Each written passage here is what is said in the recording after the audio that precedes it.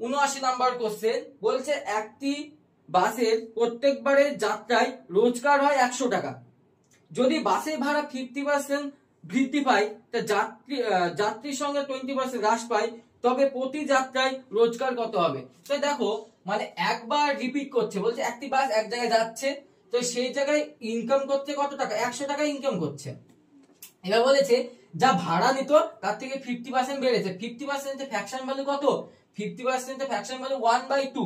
এটাকে আমরা অনেকবার বলেছি, তাই এটা নিয়ে বেশি কিছু বলছি না। 1/2, তাহলে 2 থেকে কত হয়েছে? 3 হয়েছে।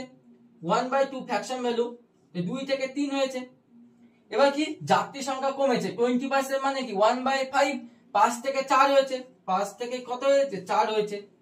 এই ফ্র্যাকশন ভ্যালু গুলো আমি অনেকবার বলেছি, আগের ভিডিওগুলো দেখবে, তারপরে এই ভিডিওটা দেখবে, না হলে বুঝতে পারবে না। তাহলে কি হচ্ছে? 10 থেকে কত হচ্ছে? 12 হচ্ছে। কত ডিফারেন্স? 2 এর ডিফারেন্স। কতর মধ্যে 2 বাড়ছে? 10 এর মধ্যে 2/10।